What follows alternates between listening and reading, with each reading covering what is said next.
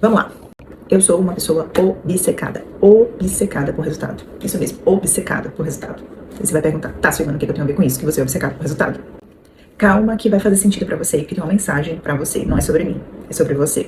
O lado bom de ser obcecada por resultado é porque isso me impulsiona, isso me tira da zona de conforto, isso me enche de ideias, de criatividade. Então eu tô o tempo todo inventando alguma coisa, eu tô o tempo todo precisando estar em movimento.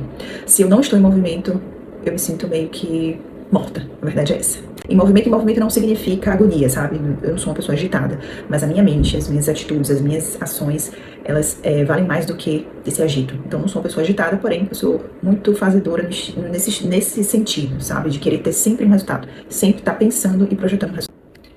Mas, como tudo na vida, isso tem um lado ruim, né? Isso tem um lado muito ruim, que é uma cobrança extremamente pesada, uma autocobrança extremamente pesada que muitas vezes me cega de ver evoluções. Então, às vezes, eu me proponho a fazer algo e o próprio imediatismo de não ter o resultado que eu já tô querendo, pra mim já é tipo assim, já não deu certo, já não vai servir, e eu preciso muito trabalhar minha mente pra não desistir das coisas no meio do caminho, porque tudo leva tempo, né? A verdade é essa, a gente não pode querer plantar hoje, já colher amanhã, então tem coisas que a gente tem uma ideia hoje, às vezes ela precisa amadurecer, ela precisa florescer, enfim, as coisas precisam caminhar, tudo tem seu tempo. Como o resultado ele não chega no tempo que eu quero, que o tempo que eu projeto na minha mente, eu acabo me frustrando muito, né? Eu tenho um sério problema com me frustrar quando eu vejo que o resultado que eu idealizei, ele não chega. Então, esse é o lado ruim de ser obcecada por resultado.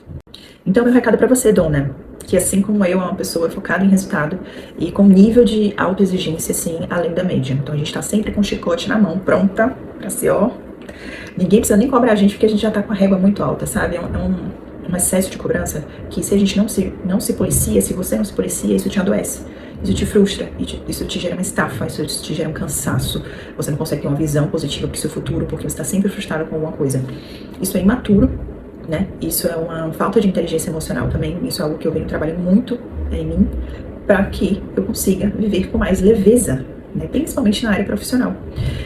Então eu falo para você, fique atenta, tá? Uma coisa é a gente viver cego, sem saber o que tá acontecendo. Nossa, tô cansada, tô frustrada, tô estafada e não sabe o que tá acontecendo. Outra coisa é você ter consciência de que você é uma pessoa que, assim como eu, por exemplo, é muito focada no resultado, é muito autoexigente, se cobra demais no nível, assim, extremo, e isso gera uma estafa e um cansaço. Então, opa, eu me cobro muito, o que eu preciso fazer? Peraí, calma, respira, eu não sou um robô, eu não posso exigir que as pessoas também sejam, então a gente tem que pisar no freio, respeitar o tempo das coisas, até para não ser imprudente nas nossas ações. Inclusive, o maior pensamento de desistência, né, que às vezes a gente fica, então às vezes você pode estar aí cansado, frustrado, querendo desistir de tudo, seja lá o que for, porque é o cansaço que tá falando, não é você que tá falando, não é o seu racional, você não lembra nem do que você construiu até aqui, porque você tá tão cansada, você tá tão frustrado, você só vê coisa que não é o resultado que você quer, de fato, ver, que você acaba querendo desistir. Então às vezes, calma, você só precisa botar a cabeça no lugar antes de pensar em desistir.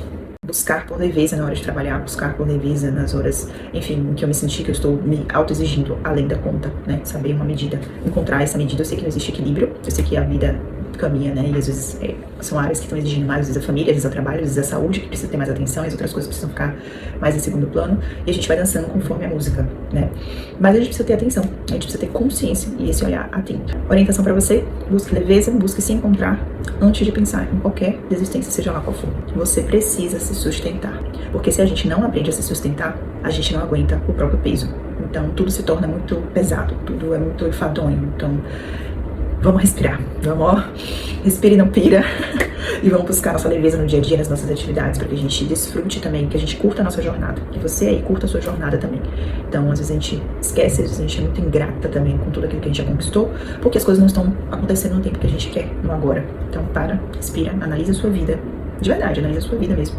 Percebe até onde você chegou, o que você pode fazer para mudar, o que você quer de sua projeção de futuro, e se encaminhe para lá.